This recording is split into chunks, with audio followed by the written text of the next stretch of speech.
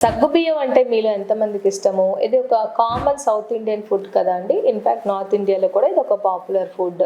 అందరికీ చిన్నప్పటి నుంచి చాలా ఫెమిలియర్‌గా ఉంటుంది కదా! మనం సగ్గుబియ్యం పాయసం తినుంటాము. చెక్కలు అటువంటి స్నాక్‌లో వేస్తూ ఉంటారు. కొంత నార్త్ ఇండియన్ డిషెస్‌లో చాట్స్ కూడా చేస్తూ ఉంటారు.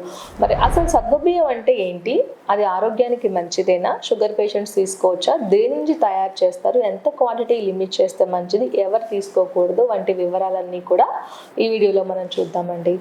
సగ్గుబియ్యం అనేది మనకి ఒక టాపియోకా పర్ల్ అంటాం. అంటే ఇదొక స్టార్చ్ అండి. స్టార్చ్ అంటే పిండి పదార్థము. 100 గ్రామ్స్ మనం ఈ సగ్గుబియ్యం తీసుకుంటే 90% కార్బోహైడ్రేట్సే ఉంటాయి. ఇది హైలీ ప్రాసెస్డ్ అనమాట. అంటే ఇందులో మనకి ప్రోటీన్ కంటెంట్ ఉండదు, ఫైబర్ కంటెంట్ ఉండదు, డైరెక్ట్ కార్బోహైడ్రేట్స్ అనమాట. అంటే దీని గ్లైసిమిక్ ఇండెక్స్ రైస్ కన్నా ఎక్కువ ఉంటుంది.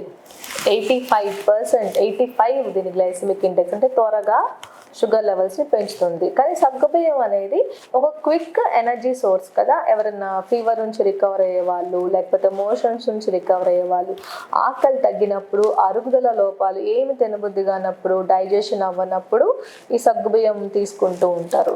అంటే ఇది ఒక కంప్లీట్ యూజ్లెస్ ఫుడ్ ఏమీ కాదు. కాకపోతే లిమిటెడ్ క్వాంటిటీ అనేది చాలా ఇంపార్టెంట్. పోర్షన్ కంట్రోల్ అంటాము. డైరెక్ట్గా ఇది ఆరోగ్యానికి మంచిది కదా అని ఎవ్రీడే, లేకపోతే ఎనర్జీ ఇస్తుంది కదా అని ఎవ్రీడే తినకూడదు. ఒక రేర్గా తీసుకోండి. అది కూడా ఎప్పుడు దీన్ని ఒక పీనట్స్ అంటే వేరుశనగ పప్పుతో కలిపి తీసుకోవచ్చు, లేకపోతే నట్స్తో కలిపి తీసుకోవచ్చు. లిమిటెడ్ క్వాంటిటీలో తీసుకోవడం వల్ల సగ్గుబియ్యం ఆరోగ్యానికి హానికరమేమీ కాదండి.